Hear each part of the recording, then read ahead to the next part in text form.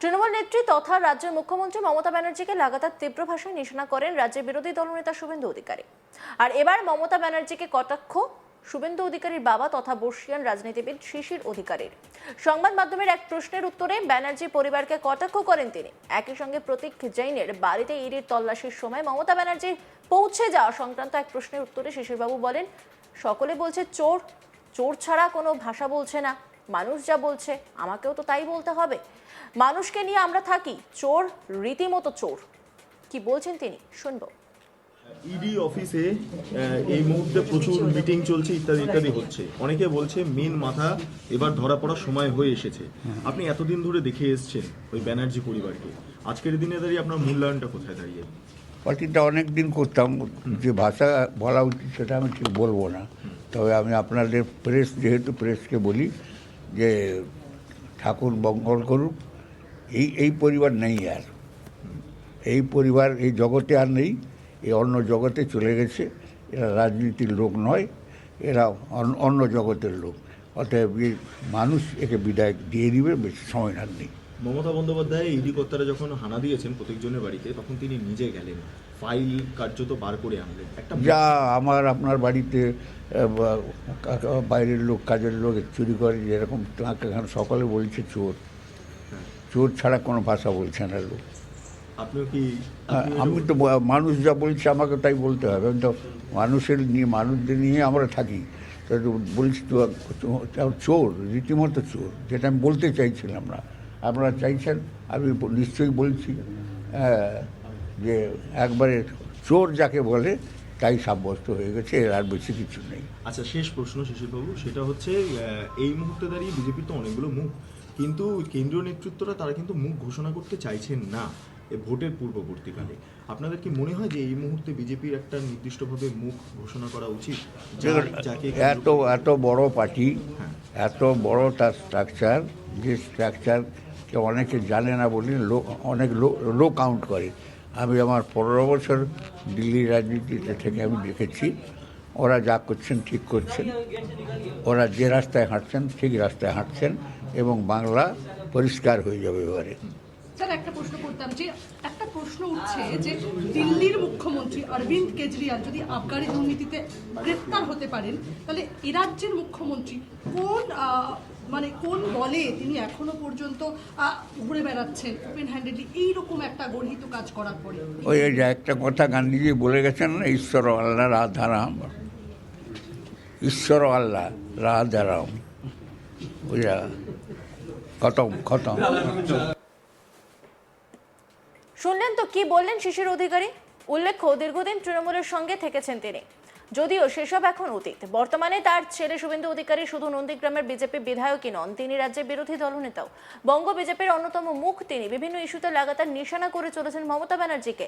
আর এবার শিশির অধিকারীও তীব্র ভাষায় আক্রমণ শানালেন মমতাকে। চলুন এই বিষয়ে আমাদের প্রতিনিধির প্রতিবেদন দেখে নেওয়া যাক।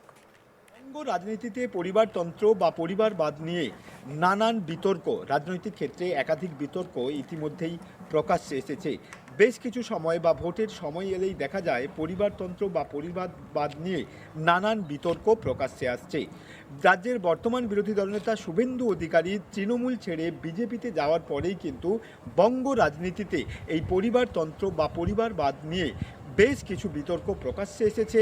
দেখা গিয়েছে একদিকে অধিকারী পরিবার এবং অপরদিকে ব্যানার্জি পরিবার, অর্থাৎ মুখ্যমন্ত্রী মমতা বন্দ্যোপাধ্যায়ের পরিবার একে অপরের প্রতি রাজনৈতিকগতভাবে জোরালো আক্রমণাত্মক হয়েছেন। এবার কিন্তু সেই পরিবারতন্ত্র বা পরিবারবাদ নিয়ে মূল্যায়ন করলেন রাজ্যের বিরোধী দলনেতা শুভেন্দু অধিকারীর পিতা শিশির অধিকারী। কলকাতায় সাংবাদিকদের সম্মুখীন হয়ে শিশির অধিকারী তিনি যেটা বললেন, যে বর্তমানে যে পরিস্থিতি এসেছে তাতে ব্যানার্জি পরিবারের অস্তিত্ব সেটা কিন্তু থাকবে না বলেই এমনটা দাবি করছেন শিশির অধিকারী।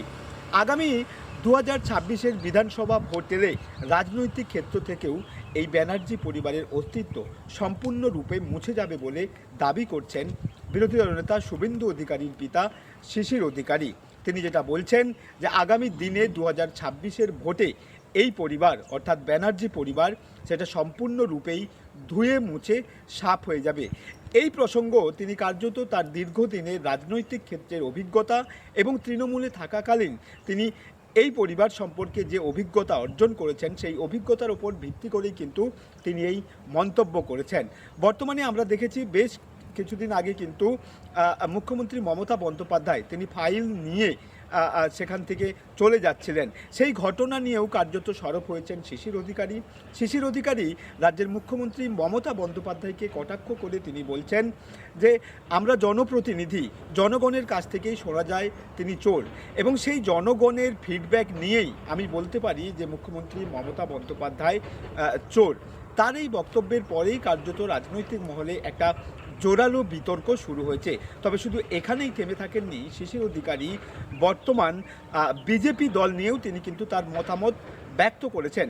আমরা জানি যে বিগত কয়েক বছর ধরেই বিজেপি তারা পশ্চিমবঙ্গে ক্ষমতায় আসার জন্য নানান প্রচেষ্টা করছে। সেই প্রসঙ্গে শিশির অধিকারী তিনি তার বক্তব্য প্রকাশ করেছেন। শিশির অধিকারীর যেটা বক্তব্য যে তিনি তার রাজনৈতিক দক্ষতা নিয়েই বলছেন বিজেপি দল পশ্চিমবঙ্গের জন্য তারা যা করছেন সেটা সঠিকই করছেন, এবং এটা একটা বৃহৎ পরিসর দল। সেই দল পশ্চিমবাংলার বুকে যেভাবে তাদের কাজের গতিকে এগোচ্ছেন সেটা কার্যত একেবারে সঠিক পথেই এগোচ্ছে বলে তিনি মনে করেন, বা তিনি এই ধরনের বক্তব্য তিনি প্রকাশ করেন। এরপরেই কার্যত রাজ্যের বর্তমান মুখ্যমন্ত্রী মমতা বন্দ্যোপাধ্যায় সম্পর্কে তিনি আক্রমণাত্মক হন, এবং 2026 অর্থাৎ আগামী বিধানসভা ভোটে মুখ্যমন্ত্রী মমতা বন্দ্যোপাধ্যায়ের সরকার পশ্চিমবঙ্গের বুকে যে থাকবে না সে বিষয়ে তিনি নিশ্চিত মতামত প্রকাশ করেন। বঙ্গ রাজনীতিতে পরিবারতন্ত্র তৃণমূল নেত্রী তথা রাজ্যের মুখ্যমন্ত্রী মমতা ব্যানার্জিকে লাগাতার তীব্র ভাষায় নিশানা করেন রাজ্যের বিরোধী দলনেতা শুভেন্দু অধিকারী। আর এবার মমতা ব্যানার্জিকে কটাক্ষ শুভেন্দু অধিকারীর বাবা তথা বর্ষীয়ান রাজনীতিবিদ শিশির অধিকারী।